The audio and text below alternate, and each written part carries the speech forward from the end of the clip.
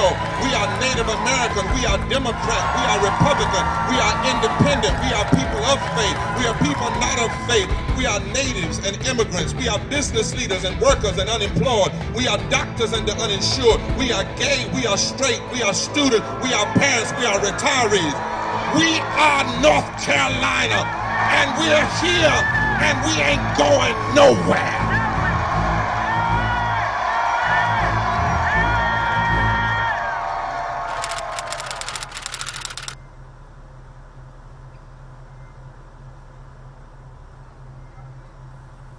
Good morning, and thank you all for coming.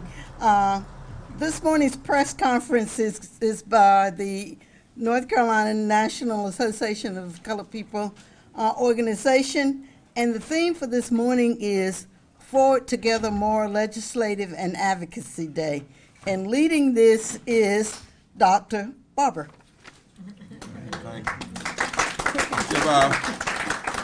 Let's give our leader here who has opened up the room for us, Ms. Rose. Let's give her a big hand and thank her for all her work.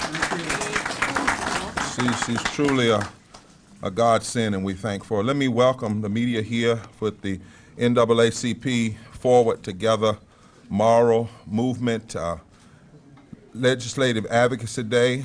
We have 150 branches across the state. We have 180 coalition partners now. And Rodney, you can welcome to come on up. We have people representing more than 50 counties. We asked at least 2 people from each county. People are coming.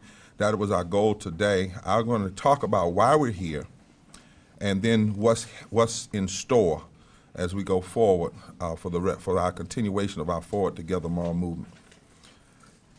First of all, let us be clear. We are back because of love. The love for justice, the love for America, the love for North Carolina, the love for those who are hurting because of the extreme and bad public policy that's being passed by the current leadership in this General Assembly and this state, our governor, and also love for our leaders. Even those extremists with whom we disagree, we love them enough to challenge them and ask them to get on the right side of history. The Bible says in 1 John 3 that you know that you yourself have passed from life to death when you love the people. And we know that love requires that you put your body and your mind on the line for justice. The Bible teaches us in Jeremiah 22 that we are to go down to the leader's house, not merely stand back and just bemoan. And we are to instruct them on matters of justice, says the scriptures, tell our leaders to set things right between the people, rescue people from the exploiters, demand that they don't take advantage of the homeless, the orphans, and the widows. And we are to tell our leaders to stop murdering. We're here because we love our Constitution in North Carolina, which says the people have a right to assemble together to consult for their common good and instruct their representatives and apply to the General Assembly for redress of our grievances. It doesn't say when they vote the way you want them to vote. It doesn't say if they vote against you. It says we have a right to instruct them, a demand, and it says that secret political societies are dangerous, which means we have more of a right to be here than the lobbyists they meet with in private. That's right. We have more of a right. And it also says that members of this House have a right to dissent and protest against any act or resolve that they think is injurious to the public. And so we are here. We are here because in this House, this General Assembly, and this governor, they are trying to say to North Carolina that the best way to establish justice, the best way to have a great North Carolina, is to deny and underfund and redirect monies from public education to private schools, to deny funding necessarily for teachers in small classrooms.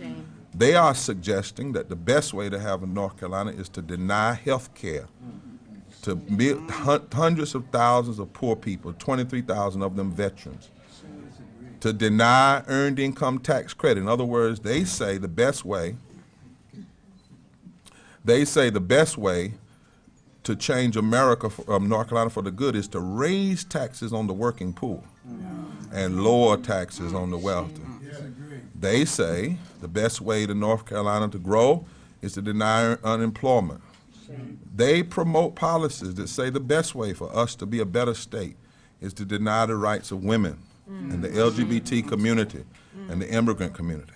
They further say by their policies, if you want a great North Carolina and a great America, deny voting rights through race-based redistricting that is being questioned in the courts now through the Supreme Court, and create race-based barriers by taking away things like same-day registration and early voting that were all denied to help us, as the scholars say, deal with impoverished democracy, and that is the barriers that minority and black people particularly face. And then they say that if you really want a great North Carolina, deny protections against racism in the criminal justice system. Roll back the Racial Justice Act.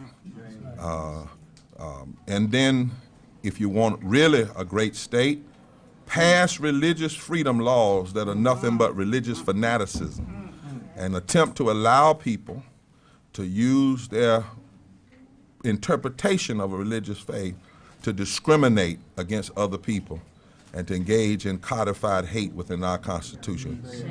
And then, finally, it seems that their argument is if you really want a great North Carolina, after you've done all of these things, make it easier to get a gun than it is to register to vote. We believe that is the wrong direction. So we are here today to meet with these legislators to say we demand that you support expansion of Medicaid. That's right. Should have been done. People are dying. Yes. And there's no reason that we should not have. That's what happens in a people's movement. Everybody gets in. Any way you can, come on in. That's right. See, that's different than in here. You get arrested for that around here, but with the people's movement, you're welcome. That's right. If you gotta bend low, come on. We reach way down. We are demanding all of these excuses are just farce. System is broken, but it's proven that Medicaid expansion works. And people are dying. Business opportunities dying. Communities are dying. We demand that they increase and fully fund monies for public education. That's the way to a better North Carolina, and not redirect it to private schools. We demand that they put a constitutional amendment on the 2016 ballot that would establish a livable minimum wage indexed with inflation for every North Carolina worker. We say to them, you voted on marriage, why not vote on money in the pockets of every North Carolinian? We come today to demand that they reinstate and protect voting rights for all people and put a moratorium on the implementation of the voter suppression laws until they've been adjudicated in the courts. The governor said he was going to wait on Medicaid expansion until it was worked through the court. First of all, we disagree with that. But using that logic, why would you implement voter suppression laws that are being challenged in the court that will very much be overturned? We demand that you stop passing local redistricting bills to suppress and isolate the black and the minority vote. We demand that you protect women's equal rights and women's health. We're coming to say we demand that you establish a racially just criminal justice system. And we need to pass Brother Moore's bill that is calling for strong citizen review boards with subpoena power in every state. City. We demand that they promote environmental justice across North Carolina, regardless of how much money these companies have given to your political organization. We come to demand that we oppose the the so-called religious freedom bills that attempt to allow government workers who are paid for with tax dollars to be able to discriminate against taxpayers. We come to demand that they do not support a bill currently working its way through that would make North Carolina citizens pay taxes on mortgage reductions received through federal programs. That is wrong, and we demand that they not support it. And we come to demand that they reinstate the earned income tax credit. And we demand fair tax reform. But we want the tax reform that will help the poor and the working poor and not more taxes for the wealthy. Because trickle down never worked, doesn't work, and it will not work. So we've come with a serious agenda. We've come because specific bills have been filed. Let me close the meeting and tell you where we're headed after today, and then we'll take questions. We said at the beginning of this year, when thousands of people showed up, that we would give this legislature and this governor until Easter to act on many things that other conservatives around the country are already acting. There's a difference between a conservative and an extremist. A conservative can change. We have 6 or 7 conservative governors that have passed Medicaid expansion. What's wrong with North Carolina? What's wrong? We said we would give them until after Easter. We come today to make our case again. On April the 29th, the second year anniversary of the first Moral Monday, we will be back in full force. Yes, if there is not movement on these bills that protect the lives of people, the health of people, the rights of people, the voting rights of people, yes, there will be a fresh season of civil disobedience and direct action.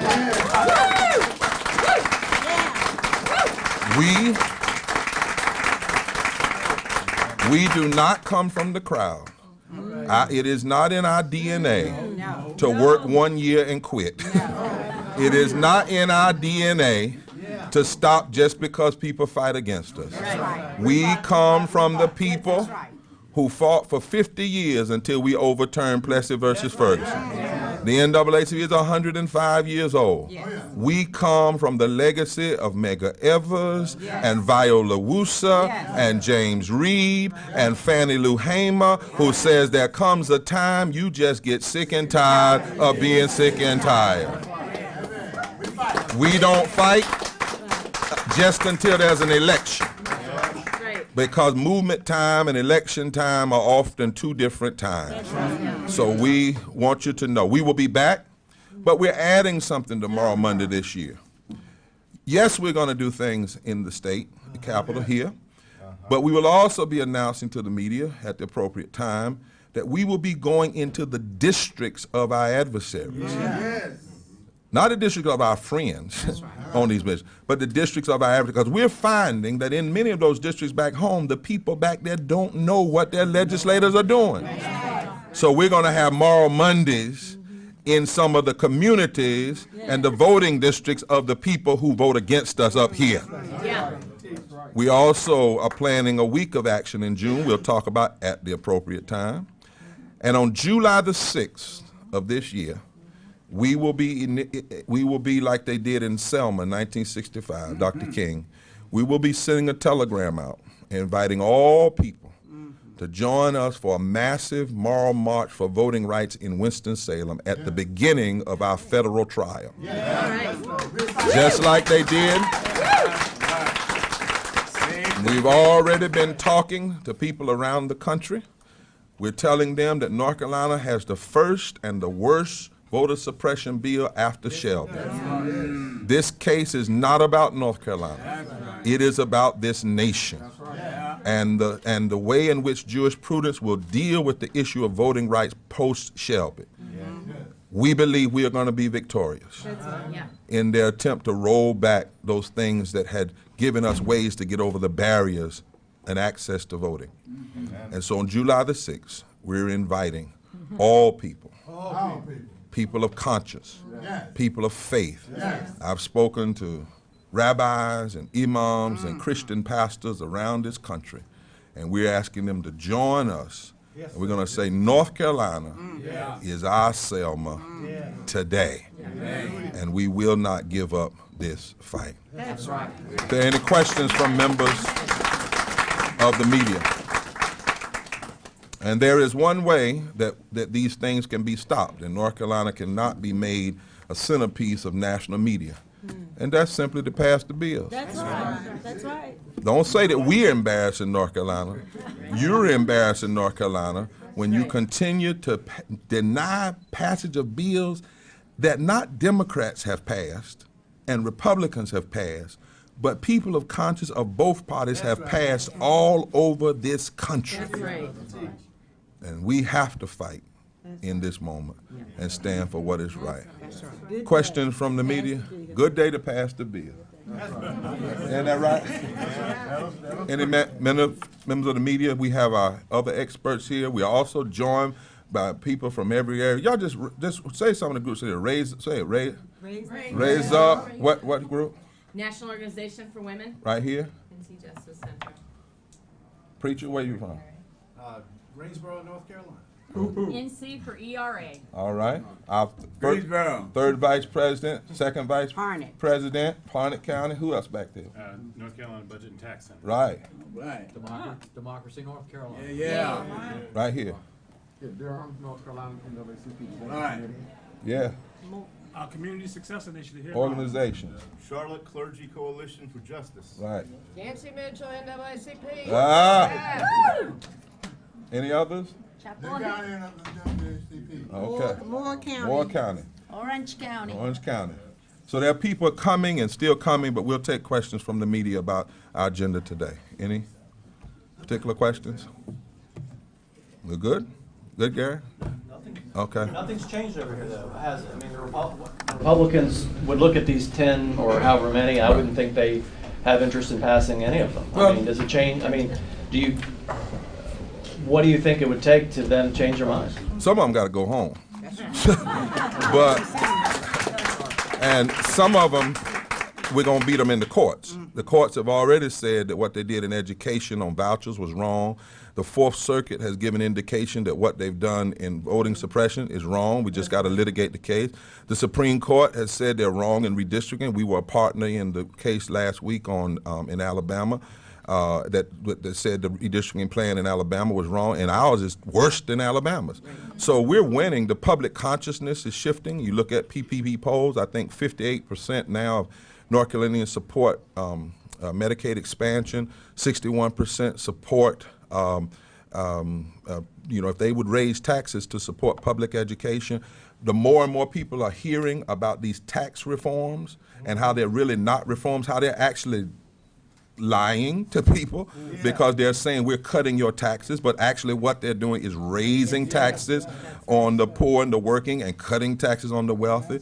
The more that people are seeing how these when we went into Cleveland County, Tim Moore's district, and 500 or 600 people showed up recently, and when we went to Berger's district in Eden, and 400 or 500 people showed up.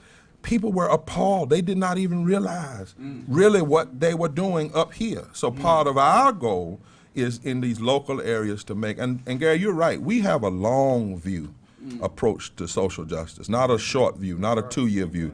We can't think of anything of significant transformational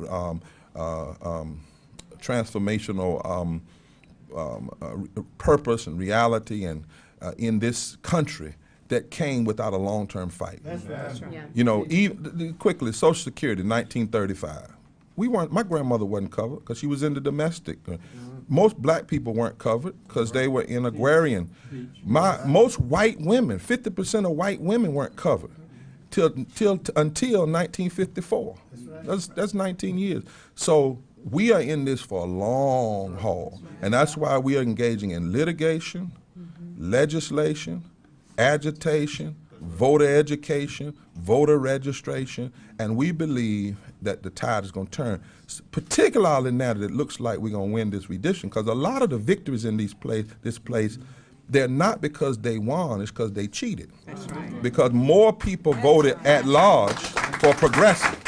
But when you isolate the vote through redistricting, you actually, I think the News and Observer talked about this, you actually create false victories that have been created more by the policies of isolation than the participation in the democracy.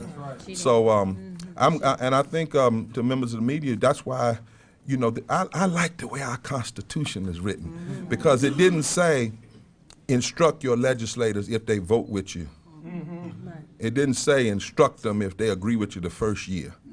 It said keep on. Keep on. And we're going to keep on, keeping on. And I believe that there's a tide coming, even even when the governor and others are starting to talk about, you know, Medicaid spending. Now, they'll never give us the credit for it. And we don't need it, because we know what we're doing.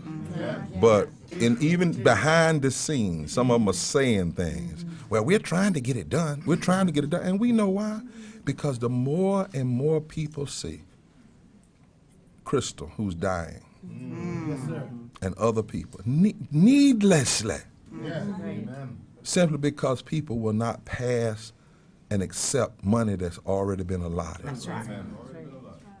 The more we adjudicate this case, you know, something I can't talk about because we're getting ready to go to trial, but come to that trial in July and see the number of people we're going to be able to put on the stand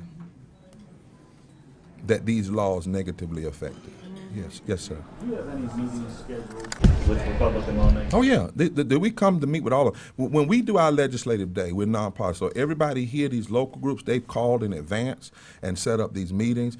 We don't have any fear talking to people who are different, because we believe their conscience can be shared. We love them. We don't hate anybody. We don't like the policy. Yeah. You know, but we'll talk to you and we'll challenge you. And if you change, we'll stand right there with you. We don't care what the party is. The day the governor signs the bill to expand Medicaid, we'll applaud it.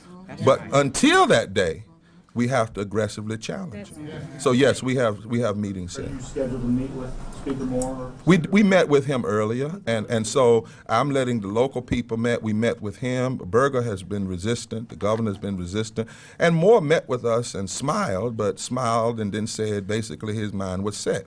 And that's sad in this place, because we don't go in with personality. We go in with facts. We showed them how Kentucky, for instance, Medicaid is in the positive now.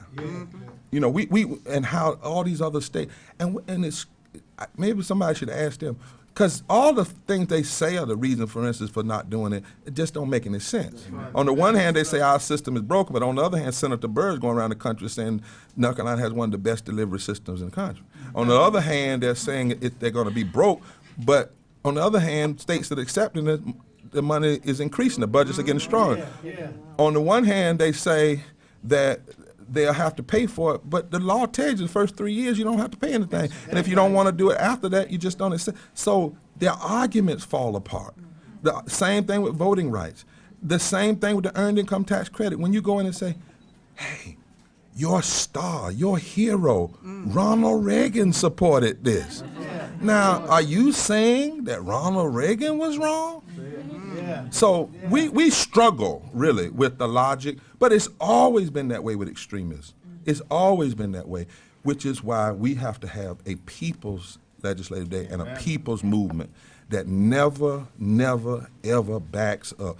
You know, it's hard to discourage folk that can't be discouraged. That's right. We just don't know how to be discouraged, because when you're right, it'll wake you up in the morning.